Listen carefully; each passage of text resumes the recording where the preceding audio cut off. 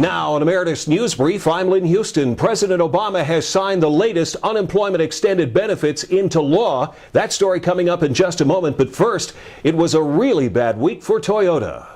Late Friday, the company announced a recall on 600,000 Sienna minivans whose underbody spare tires have the potential for falling off into the path of traffic behind it. The recall involves 1998 through 2010 Sienna minivans with two-wheel drive in areas where road salt is used during the winter months. Owners are to take their cars for an inspection to dealerships. Earlier in the week, Consumer Reports magazine gave an unsafe label to Toyota's luxury SUV, the Lexus GX 460. The magazine claims the vehicle's stability system doesn't react quickly enough to prevent a rollover.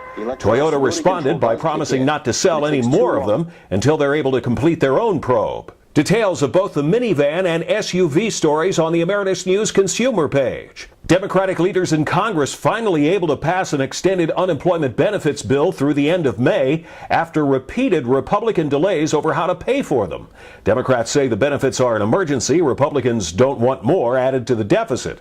President Obama signed the extended benefits into law Thursday night, restoring benefits for those who were cut off when the previous extension expired April 5th. During congressional testimony, Federal Reserve Chairman Bernanke said there will be a recovery, but long-term joblessness stands in the way. I'm particularly concerned about the fact that in March, 44% of the unemployed have been without a job for 6 months or more. Long periods without work erode individual skills and hurt future employment prospects. Younger workers may be particularly adversely affected if a weak labor market prevents them from finding a first job or from gaining important work experience. The Department of Labor reports that for the week ending April 10th, first-time claims for unemployment increased by 24,000. Foreclosures in March reached a record level, even surpassing foreclosures during the first 3 months of last year.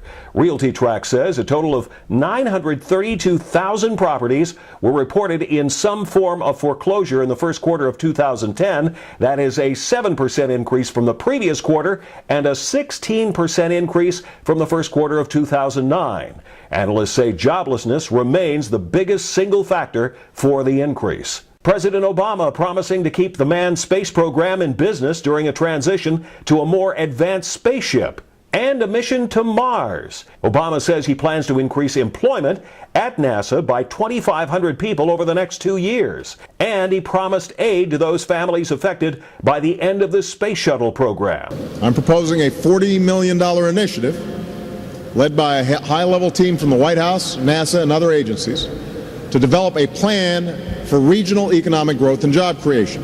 And I expect this plan to reach my desk by August 15th. It's an effort that will help prepare this already skilled workforce for new opportunities in the space industry and beyond. Before his trip to Florida, the president promised the federal government will get to the bottom of what happened at the Upper Big Branch mine in West Virginia, where 29 miners died. The safety record at the Massey Upper Big Branch mine was troubling, and it's clear that while there are many responsible companies, far too many mines aren't doing enough to protect their workers' safety. The federal government is taking sweeping actions as well.